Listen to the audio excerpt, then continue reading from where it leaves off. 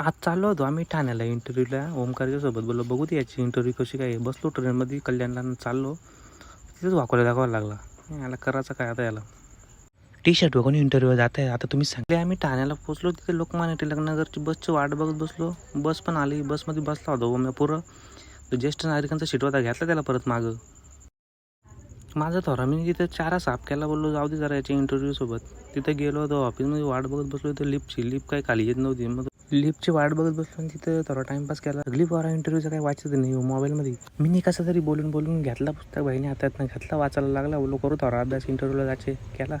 Interview वगैरे झाली ना, परत बसलो बसमध्ये. चालू स्टेशनला, ठाणा स्टेशनला. बोललो चल आता परत तिथं गेलो.